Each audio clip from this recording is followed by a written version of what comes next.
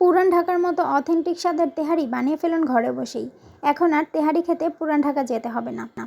তেহারি পছন্দ করে না এমন কাউকে হয়তোবা খুঁজেই পাওয়া যাবে না। পুরান ঢাকার মতো একই স্বাদের তেহারি যদি ঘরেই বানিয়ে ফেলা যায় তাহলে তো আর কোনো কথাই নেই। তাই আর দেরি না করে চলুন তেহারিটা রান্না করে ফেলি। খুবই সহজভাবে আপনাদেরকে তৈরি করে দেখাবো। প্রথমেই একটি কড়াইতে দিয়ে দিচ্ছি পরিমাণ মতো তেল। এখন দিয়ে দিচ্ছি 1 কাপ পরিমাণ পেঁয়াজ। এই পেঁয়াজটাকে আমি বেরেস্তা তৈরি করে নিব। পেঁয়াজটা যতক্ষণ না লাল লাল হয়ে যায় ভালোভাবে ভেজে নিতে হবে। দেখতেই পাচ্ছেন বেরেস্তাটা তৈরি হয়ে গেছে, অন্য একটি পাত্রে তুলে নিচ্ছি। এখন একই পাত্রে দিয়ে দিচ্ছি আলু। আলুগুলোকে একটু বড় বড় করে কেটে নিয়েছি। এখন আলুগুলোকে ভেজে নিব। দিয়ে দিচ্ছি সামান্য একটু ফুড কালার, এটা অপশনাল, আপনারা চাইলে দিতে পারেন অথবা স্কিপও করতে পারেন। আমি কালারের জন্য একটু ফুড কালার দিয়ে দিয়েছি। আলুগুলো হয়ে গেছে, এখন অন্য একটি পাত্রে নামিয়ে নিব। এই পর্যায়ে বেশ খানিকটা তেলের মধ্যে দিয়ে দিচ্ছি গরুর মাংস।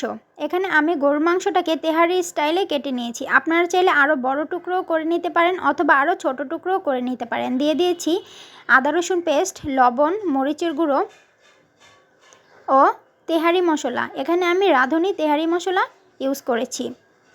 এখন সবগুলো মশলাকে ভালোভাবে মাংসের সাথে মিশিয়ে দিব।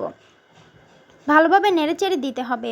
এ পর্যায়ে দিয়ে দিচ্ছি 1 কাপ পরিমাণ টক দই। এখন দিয়ে দিব সামান্য একটু পানি। এখন মশলাটাকে ভালোভাবে নেড়েচেড়ে কষিয়ে নিব। যতক্ষণ না পর্যন্ত মশলাটা কষে যায় অতক্ষণ পর্যন্ত নেড়েচেড়ে দিতে হবে। এই পর্যায়ে দিয়ে দিচ্ছি বেরেস্তা। এখন ঢাকনা দিয়ে ঢেকে বেশ খানিকক্ষণ রান্না করতে হবে। একটু পরপর নেড়েচেড়ে দিতে হবে যাতে নিচে লেগে না যায়। এ পর্যায়ে দিয়ে দিচ্ছি ভেজে রাখা আলু। এখন আবার একটু নেড়েচেড়ে দিব। অনেকেই আছেন যারা বাসায় তেহারি তৈরি করতে ভয় পান। আজকের এই রেসিপিটা দেখে বাসায় তেহারি তৈরি করে দেখবেন, অনেক ভালো হবে ইনশাআল্লাহ। এখন সামান্য একটু পানি দিয়ে দিয়েছি। এখন নেড়েচেড়ে দিব। যতক্ষণ পর্যন্ত মাংসটা ভালোভাবে সিদ্ধ না হয়ে যায় ততক্ষণ পর্যন্ত অপেক্ষা করতে হবে। এই পর্যায়ে দিয়ে দিচ্ছি সামান্য একটু চিনি। চিনিটা রান্নার স্বাদটাকে বাড়িয়ে তোলে। মাংসটা হয়ে গিয়েছে, অন্য একটি পাত্রে তুলে নিব। একই পাত্রে দিয়ে দিচ্ছি পর্যাপ্ত পরিমাণে তেল, দিয়ে দিচ্ছি তেজপাতা, দারুচিনি, এলাচ। এখন দিয়ে দিব আগে থেকে ভিজিয়ে রাখা পোলাওর চাল। চালটাকে ধুয়ে পানি ঝরিয়ে নিতে হবে। এই পর্যায়ে দিয়ে দিচ্ছি লবণ। এখন চালটাকে ভালোভাবে ভেজে নিতে হবে।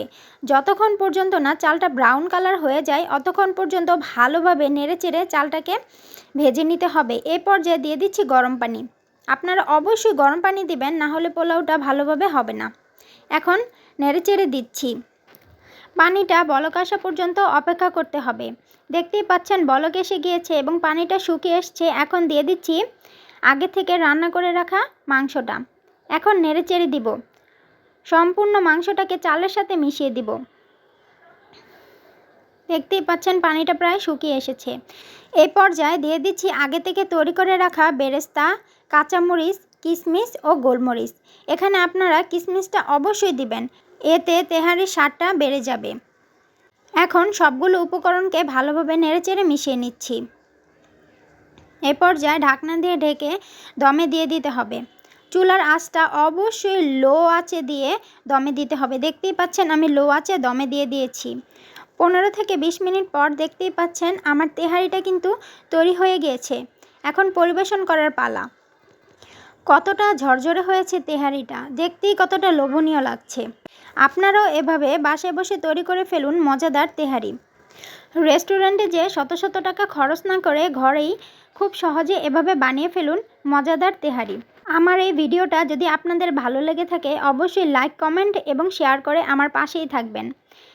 এতক্ষণ ভিডিওটা দেখার জন্য সবাইকে জানাচ্ছি আন্তরিকভাবে ধন্যবাদ।